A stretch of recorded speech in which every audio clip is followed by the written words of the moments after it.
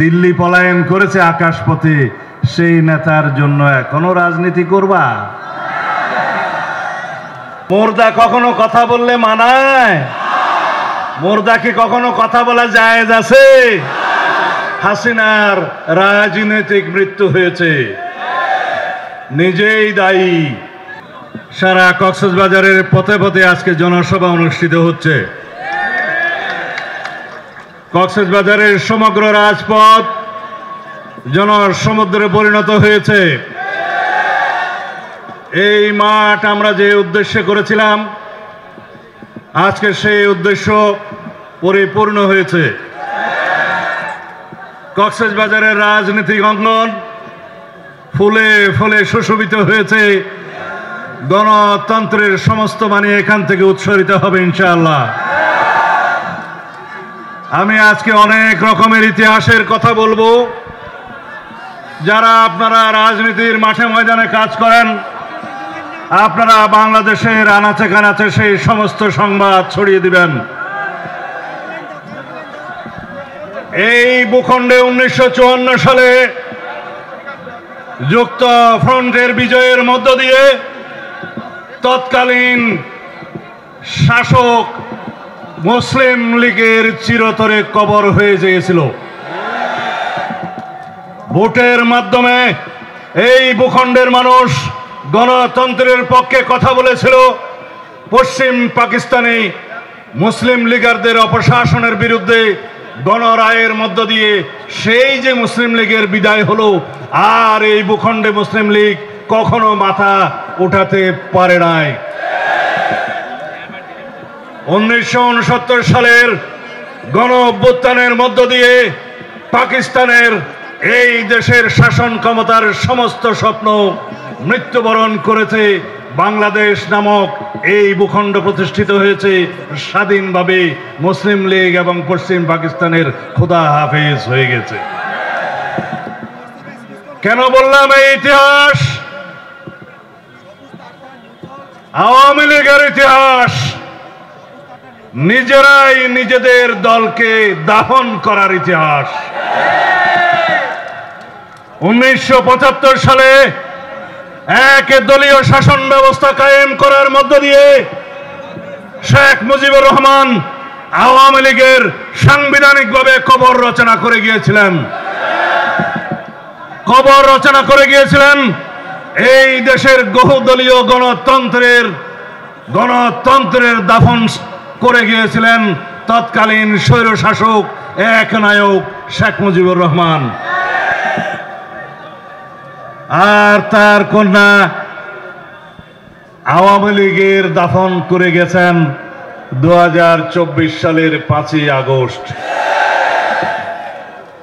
ছাত্র জনতার গণ অভ্যুত্থানের মধ্য দিয়ে 1969 সালে আইয়ুব খানের পতন হয়েছে। 1990 সালে স্বৈর শাসক সামরিক শাসক এরশাদের উৎখাত হয়েছে। 2024 সালের 5ই আগস্ট স্বৈর শাসক পৃথিবীর নিকৃষ্টতম খুনি, জাতিসংঘ স্বীকৃত সবচাইতে জঘন্য হত্যাকারী, গণহত্যাকারী শেখ হাসিনার পতন হয়েছে। আওয়ামী লীগের রাজনৈতিক মৃত্যু হয়েছে।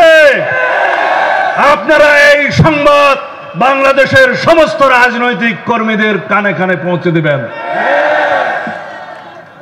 আওয়ামী লীগের রাজনৈতিক মৃত্যু হয়েছে, দাফন হয়েছে দিল্লিতে। যে এই সংবাদ গণমাধ্যমের বন্ধুরা আপনারা প্রচার করবেন। মুর্দা ফ্যাসিস্ট হাসিনা এখন কাফন ফোড়ে কথা বলছে দিল্লি থেকে। বাহ! বাংলাদেশের এই গণতান্ত্রিক ময়দানে নতুন বাংলাদেশে শহীদের রক্তস্নাত এই গণ অভ্যুত্থানের পরে গণতন্ত্রের আকাঙ্ক্ষা নিয়ে যে বাংলাদেশ জেগে উঠেছে, সেই বাংলাদেশে হাসিনা মাঝে মধ্যে কাফন ফুড়ে কথা বলে অস্থিরতা সৃষ্টি করতে চায়। মুর্দা কখনো কথা বললে মানায়? মুর্দা কি কখনো কথা বলা জায়েজ আছে? হাসিনার রাজনৈতিক মৃত্যু হয়েছে, নিজেই দায়ী। আওয়ামী লীগকে দাফন করেছে শেখ হাসিনা নিজেই। বাকশালের মাধ্যমে শেখ মুজিব প্রথমবার দাফন করেছিল আওয়ামী লীগকে, গণতন্ত্রকে। শেখ হাসিনা দ্বিতীয়বার দাফন করেছে আওয়ামী লীগকে রাজনৈতিকভাবে, এবং তার রাজনৈতিক মৃত্যু হয়েছে শেখ হাসিনা এবং তার দোসরদের। যারা পালাতে পারে নাই আওয়ামী লীগের খুচরো নেতারা, যারা এখনো বিভিন্ন জায়গায় বনে জঙ্গলে বনে বাদাড়ে লুকিয়ে টুকিয়ে আছে, তাদের উদ্দেশ্যে নসিহত হচ্ছে, যেই নেতা তোমাদের ফেলে নিজের জ্ঞাতি গোষ্ঠীদেরকে নিয়ে সহায় সম্পত্তি নিয়ে দিল্লি পলায়ন করেছে আকাশপথে, সেই নেতার জন্য এখনো রাজনীতি করবা? আওয়ামী লীগ কি কখনো রাজনীতি করেছে? আওয়ামী লীগ বাংলাদেশে এখন নায়কতন্ত্র প্রতিষ্ঠার জন্য সবসময় সাংবিধানিকভাবে চেষ্টা করেছে, এবং বাংলাদেশে সব রকমের গুম খুন অপশাসন দুর্নীতি লুটপাট সবকিছুর মধ্য দিয়ে বাংলাদেশেরই রাজনীতি নষ্ট করেছে, গণতান্ত্রিক পরিবেশ নষ্ট করেছে, সংসদীয় একনায়কতন্ত্র সৃষ্টির চেষ্টা করেছে, এক দলীয় রাষ্ট্র ব্যবস্থা সৃষ্টির চেষ্টা করেছে, একনায়কতান্ত্রিক রাষ্ট্র ব্যবস্থা সৃষ্টির চেষ্টা করেছে। কখনো আওয়ামী লীগ বাংলাদেশে গণতন্ত্রের চর্চা করে নাই। আমি বলি, গণতন্ত্র এবং আওয়ামী লীগ এই দুইটা পরস্পর বিরোধী শব্দ। তাই বন্ধুগণ, ইতিহাস থেকে আপনারা জেনে নিন, শিক্ষা নিন। 69-এর গণ অভ্যুত্থানের মাধ্যমে আইয়ুব খানের পতন হয়েছে, 90-এর গণ অভ্যুত্থানের মধ্য দিয়ে এরশাদ শাহীর পতন হয়েছে, 24-এর ছাত্র জনতার রক্তস্নাত গণ অভ্যুত্থানের মধ্য দিয়ে আওয়ামী লীগের রাজনৈতিক মৃত্যু এবং দাফন হয়েছে। এই দেশে আর আওয়ামী লীগের নামে কোনো রাজনীতি করা জায়েজ নাই। এই দেশের মানুষ আর ইজাজত দিবে না। সুতরাং আওয়ামী লীগ ভুলে যান। আওয়ামী লীগ এখন একটি পতিত ইতিহাস, রাজনৈতিক ডিকশনারিতে একটি ঘৃণিত শব্দ। আওয়ামী লীগ এখন দাফনকৃত একটি রাজনৈতিক দলের নাম। যাই হোক, এই কথা কি আমরা বলছি? সারা পৃথিবী বলছে। জাতিসংঘের মানবাধিকার কমিশন তথ্য অনুসন্ধানী রিপোর্ট প্রকাশ করেছে জেনেভায় থেকে, তাদের হেডকোয়ার্টার থেকে, ঢাকায় বসে নয়। জাতিসংঘের আন্তর্জাতিক মানের সমস্ত তদন্তকারী দল ঢাকায় এসে তারা বাংলাদেশের সমস্ত জায়গায় জায়গায় যেখানে যেখানে গণহত্যা হয়েছে তারা তদন্ত করেছে। তারা তাদের বিস্তারিত রিপোর্ট দিয়েছে। তারা বলেছে হাসিনা বিশ্ব স্বীকৃত বিশ্বখুনি, তিনি এই খুনের সরাসরি নির্দেশ দিয়েছেন, গণহত্যার নির্দেশ দিয়েছে। শেখ হাসিনা এবং তার দোসররা, সমস্ত উপদেষ্টা এবং মন্ত্রীরা গণহত্যার জন্য নির্দেশ দিয়েছে আইন শৃঙ্খলা রক্ষাকারী বাহিনীকে। আওয়ামী লীগের এর চাইতে বেশি চর্চা করা আমার জন্য সময় নষ্ট, আপনাদের জন্য শোনা সময় নষ্ট। এবার আমরা বিএনপির কথা বলি। বাংলাদেশের রাজনীতিতে কিংবদন্তির কথা বলি। রাষ্ট্রপতি শহীদ জিয়াউর রহমানের ইতিহাস, এই দেশের স্বাধীনতার ঘোষণা দেওয়ার ইতিহাস, বিএনপির ইতিহাস, বাংলাদেশের বহুদলীয় গণতন্ত্র প্রবর্তনের ইতিহাস, বিএনপির ইতিহাস, বাংলাদেশের স্বৈরশাসক হোসেন মোহাম্মদ এরশাদের বিরুদ্ধে অবিরাম সংগ্রামের মধ্য দিয়ে আপসহীন নেত্রীর খেতাব নিয়ে বেগম খালেদা জিয়ার স্বৈর সামরিক শাসনের বিরুদ্ধে বিজয়ের ইতিহাস, বাংলাদেশের বিএনপির ইতিহাস, ত্রয়োদশ সংশোধনের মধ্য দিয়ে বাংলাদেশে সাংবিধানিকভাবে পার্লামেন্টারি শাসনের সংসদীয় শাসন ব্যবস্থা প্রতিষ্ঠার ইতিহাস, বিএনপির ইতিহাস বাংলাদেশের ফ্যাসিবাদের বিরুদ্ধে নিরন্তর সংগ্রামের মধ্য দিয়ে অনেক রক্তস্নাত বাংলাদেশে ফ্যাসিবাদকে বিদায় করে দেওয়ার ইতিহাস। এই দেশের যে জনপদের বাংলাদেশের স্বাধীনতা এবং সার্বভৌমত্বের রক্ষা কবচ জনাব তারেক রহমানের ইতিহাস, বাংলাদেশে গণতন্ত্র পুনঃপ্রতিষ্ঠার জন্য এই গণতন্ত্র বিরোধী ফ্যাসিবাদী শেখ হাসিনাকে বিতাড়নের ইতিহাস। এই ইতিহাসের মধ্য দিয়ে বাংলাদেশে বিএনপি সামনের দিনে বাংলাদেশের মানুষকে এগিয়ে নিয়ে যাবে, এই দেশের সংবিধানকে নতুনভাবে এগিয়ে নিয়ে যাবে, এই দেশের গণতন্ত্রকে শক্তিশালী করবে, এই দেশের মানুষকে এমনভাবে উজ্জীবিত করবে যাতে ফ্যাসিবাদ বিরোধী জাতীয় ঐক্যকে সামনে নিয়ে এই দেশের মানুষ চির জাগরুক, চিরদিন গণতন্ত্রকে বুকে ধারণ করে বসবাস করবে। এই দেশে হিন্দু, বৌদ্ধ, খ্রিস্টান সমস্ত মুসলমান এই দেশে একই সমাজের অন্তর্ভুক্ত হয়ে ঐক্যবদ্ধভাবে একই জাতিগোষ্ঠীর মধ্যে বসবাস করবে। সেই জাতির নেতৃত্ব দিবে আমাদের আগামীর ভবিষ্যৎ বাংলাদেশের স্বাধীনতা সার্বভৌমত্বের রক্ষা কবচ জনাব তারেক রহমান। বন্ধুগণ, আমি আপনাদের আহ্বান জানাবো, এই দেশে আপনারা আমার সুরে সুরে বলবেন যা যা আমরা চাই তা আপনারা এই দেশের মানুষ চান কিনা। আপনারা সবাই কি শক্তিশালী গণতান্ত্রিক বাংলাদেশ চান? সবাই কি বাংলাদেশে বৈষম্যমুক্ত সমাজ প্রতিষ্ঠা করতে চান? স্বাধীনতার মূল মন্ত্র সাম্য এবং ন্যায় বিচার কি আপনারা প্রতিষ্ঠা করতে চান? আপনারা গণতন্ত্র কি বাংলাদেশে চিরজীবন প্রতিষ্ঠিত থাকুক সেই রকম গণতান্ত্রিক এবং সাংবিধানিক প্রতিষ্ঠান সৃষ্টি করতে চান?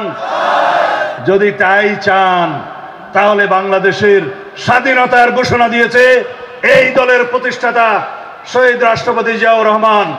যদি আপনারা চান এই দেশে গণতন্ত্রের, বহুদলীয় গণতন্ত্রের, সংসদীয় গণতন্ত্রের প্রতিষ্ঠা করেছে বিএনপি নেতা, বিএনপির প্রতিষ্ঠাতা শহীদ রাষ্ট্রপতি জিয়াউর রহমান এবং দেশনেত্রী বেগম খালেদা জিয়া। আপনারা অবশ্যই জানেন এই ফ্যাসিবাদ বিরোধী গণতান্ত্রিক সংগ্রামে দীর্ঘ 15-16 বছর রক্তাক্ত সংগ্রামের, গণতান্ত্রিক সংগ্রামের, নিরন্তর সংগ্রামের নেতৃত্ব দিয়েছেন আমাদের নেতা জনাব তারেক রহমান। আপনারা সবাই জানেন।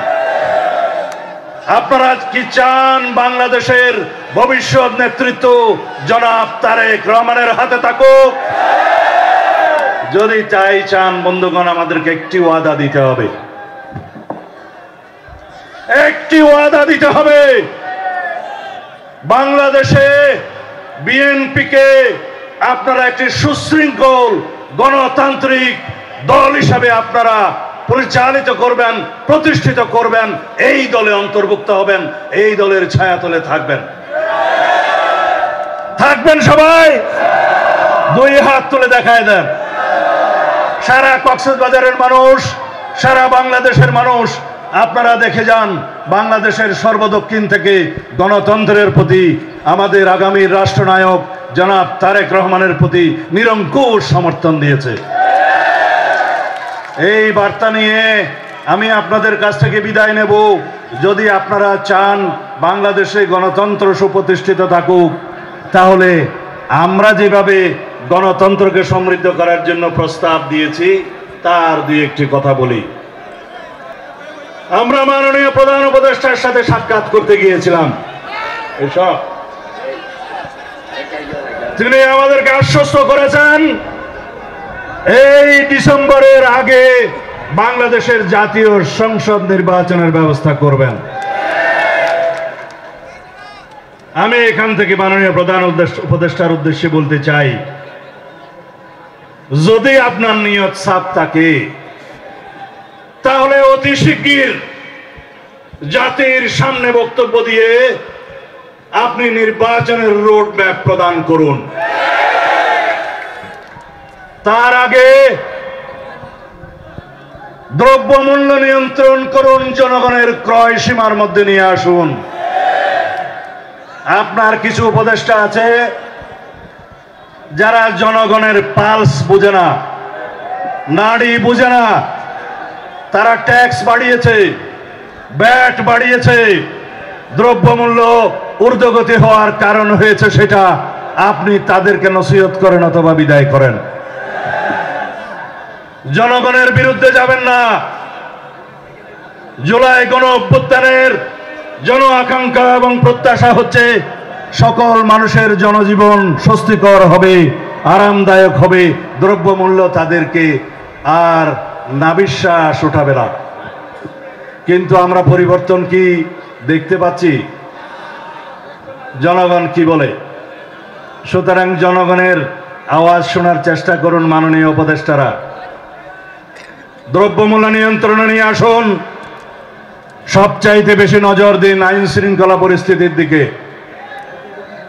বাংলাদেশে পতিত স্বৈরাচার এই ফ্যাসিস্ট হাসিনা এবং তার দূষররা হাজার হাজার কোটি টাকা বাংলাদেশে লুটপাট করে বাংলাদেশ থেকে যারা নিয়ে গিয়েছে তার কিছু অংশ এখানে ব্যয় করছে অস্থিরতা সৃষ্টির জন্য, এবং তার সাথে যুক্ত হয়েছে এদেশে প্রশাসনে, আমলাতন্ত্রে, বিভিন্ন বিভাগে, বিচার বিভাগে, পুলিশ বিভাগে, সমাজের বিভিন্ন স্তরে এই পতিত ফ্যাসিস্টের দোসররা লুকায়িত আছে। তাদের সহযোগিতায় বাংলাদেশে অস্থিরতা সৃষ্টির পায়তারা করছে ফ্যাসিস্ট হাসিনা, অস্থিরতা সৃষ্টির পায়তারা করছে, সাম্প্রদায়িক সম্প্রীতি নষ্ট করার পায়তারা করছে। সুতরাং তাদেরকে কঠোর হস্তে দমন করুন। এখানে ফ্যাসিস্টদের কোন রকমের ষড়যন্ত্র বাস্তবায়ন হওয়ার সুযোগ নাই। আমি পতিত শেখ হাসিনার উদ্দেশ্যে বলতে চাই, দিল্লিতে বসে বাংলাদেশে অস্থিরতা সৃষ্টি করবেন সেই দিন ভুলে যান। দিল্লিতে বসে বাংলাদেশের সাম্প্রদায়িক সম্প্রীতি নষ্ট করার চেষ্টা করবেন, ওই দিন আর নাই। সুতরাং এই মানুষদের দেখে যান, বাংলাদেশের নবজাগরিত মানুষ যারা গণতন্ত্রকে বুকে ধারণ করে হাজার হাজার শহীদের রক্তের উপর দিয়ে বাংলাদেশে ফ্যাসিস্ট মুক্ত একটি রাষ্ট্র করতে চায়, গণতন্ত্রকে শক্তিশালী ভিত্তি দিতে চায়, সেই মানুষ কখনোই বাংলাদেশে পুনরায় ফ্যাসিবাদের উত্থান হবে সেই রকম ষড়যন্ত্র বাস্তবায়ন করতে দেবে না ইনশাআল্লাহ। যাই হোক, অন্তর্বর্তী সরকারের উদ্দেশ্যে কয়েকটা কথা বলতে চাই। আপনারা সংস্কার করে প্রতিনিয়ত বাংলাদেশের মানুষের সামনে সংস্কার শব্দটিকে একটি খেলনার বস্তুতে রূপান্তরিত করবেন না। সংস্কার হবে, সেই সংস্কারের প্রস্তাব 31 দফা বাংলাদেশ জাতীয়তাবাদী দলের পক্ষ থেকে আরো 1-1.5 বছর আগে 2023 সালের 13ই জুলাই জনসভাকে আমাদের নেতা জনাব তারেক রহমান প্রস্তাব আকারে পেশ করেছেন। যদি আমরা রাষ্ট্র ক্ষমতায় যাই তাহলে পরে এগুলো বাস্তবায়ন করা হবে। আপনাদের সংস্কার প্রস্তাব তো কদিন আগে। সংস্কার হবে, সংস্কার একটি ধারাবাহিক প্রক্রিয়া। যতদিন রাষ্ট্র থাকবে, জনগণ থাকবে, গণতন্ত্র থাকবে, সংবিধান থাকবে, এদেশ থাকবে, সংস্কারের মধ্য দিয়েই আমাদের যেতে হবে। সংস্কার কখনো শেষ হয়ে যায় না। সংস্কার একটি ধারাবাহিক চলমান প্রক্রিয়া। সমাজের চাহিদার সাথে, জনগণের চাহিদার সাথে মিল রেখে আজীবন এই চিরজীবন সংস্কারের মধ্য দিয়ে আমাদের যেতে হবে। কিন্তু আপনাদের কয়েকজনের কথা শুনলে মনে হয় সংস্কার ডিসেম্বরের ভিতরেই সব করতে হবে। আমি সংস্কারের বিষয়ে এর বেশি বলবো না। শুধুমাত্র জরুরি সংস্কার যেগুলো নির্বাচন করার জন্য প্রয়োজন, স্বল্পমেয়াদী, সেগুলো নির্ধারিত করুন, জাতীয় ঐক্যমত সৃষ্টি করুন, সেই সংস্কার বাস্তবায়ন হবে। একই সাথে নির্বাচনের প্রস্তুতি হবে এবং নির্বাচন অতি দ্রুত হবে। সেই নির্বাচন অবশ্যই আমাদেরকে ডিসেম্বরের আগে যেটা আশ্বাস দিয়েছেন সেই মতেই হতে হবে। দ্রুত রুটম্যাপ প্রদান করুন। আর কেউ কেউ বলছে কোন উদ্দেশ্যে অনুপাত নির্বাচন। যারা অনুপাত নির্বাচনের কথা বলছে সেই বন্ধুদের বাংলাদেশের রাজনীতির অনুপাত জ্ঞান নাই। বাংলাদেশের মানুষ অনুপাতিক হারে নির্বাচনের কোনো অভিজ্ঞতা নাই। এই দেশের রাজনৈতিক সংস্কৃতিতে আনুপাতিক নির্বাচনের কোনো ইতিহাস নাই। আপনাদের উদ্দেশ্য কিরকম জানি না। কেউ বলছে অনুপাতিক হারে নির্বাচন দিতে হবে, কেউ বলছে স্থানীয় সরকার আগে দিতে হবে। আরে বাবা, স্থানীয় সরকার নির্বাচন কি সরকার পরিবর্তন করে? স্থানীয় সরকার নির্বাচন কি গণতন্ত্রকে পুনঃপ্রতিষ্ঠিত করবে? এই সরকারের ম্যান্ডেট কি? জনগণের আকাঙ্ক্ষা কি? গণ অভ্যুত্থানের আকাঙ্ক্ষা কি ছিল? বাংলাদেশের সমগ্র এলাকার সমগ্র মানুষ, সমগ্র শ্রেণী পেশার মানুষ রক্ত দিয়েছে শুধুমাত্র হারানো গণতন্ত্রকে পুনঃপ্রতিষ্ঠা করার জন্য। এই দেশের সমস্ত জনগণের হারানো গণতান্ত্রিক অধিকার, সাংবিধানিক অধিকার পুনঃপ্রতিষ্ঠার জন্য, ফিরে পাওয়ার জন্য। এই দেশের মানুষ বৈষম্যহীন সমাজ ব্যবস্থা প্রতিষ্ঠার জন্য রক্ত দিয়েছে। আমাদের সন্তানরা রক্ত দিয়েছে এই সমস্ত অধিকারগুলোর জন্য। তারা স্থানীয় সরকার নির্বাচনের জন্য জীবন দেয়।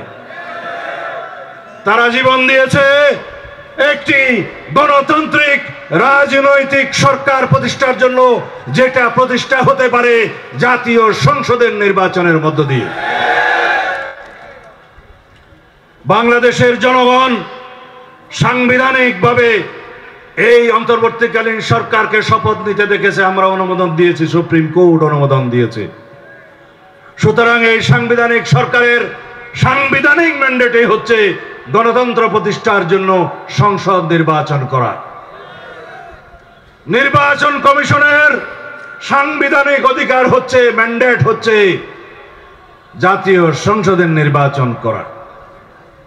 সুতরাং জাতীয় সংসদ নির্বাচন সর্বাগ্রে হতে হবে স্থিতিশীলতা আনয়নের লক্ষ্যে, রাজনৈতিক সরকার প্রতিষ্ঠার লক্ষ্যে, জনগণের সকল অধিকার প্রতিষ্ঠার লক্ষ্যে, জনগণের সার্বভৌমত্ব প্রতিষ্ঠার লক্ষ্যে। বাংলাদেশের সংবিধান অনুযায়ী একমাত্র এই জনগণ হচ্ছে সার্বভৌম। এই সার্বভৌম জনগণ তাদের সার্বভৌমত্বের বহিঃপ্রকাশ ঘটায় তাদের ভোটাধিকার প্রয়োগের মধ্য দিয়ে। সেই ভোটাধিকার প্রয়োগের মধ্য দিয়ে তারা জাতীয় সংসদে নির্বাচিত করেন তাদের প্রতিনিধি। তারা তাদের সার্বভৌমত্বের কথা বলে, সার্বভৌমত্বের প্রকাশ করে জাতীয় সংসদের সেই সার্বভৌম হাউসের মধ্যে। সেখানে নির্ধারিত হবে বাংলাদেশের আগামীর সংবিধান কিভাবে হবে। সেখানে নির্ধারিত হবে বাংলাদেশে সাংবিধানিকভাবে যাতে আর কোনো একনায়কতন্ত্রের সৃষ্টি না হয়।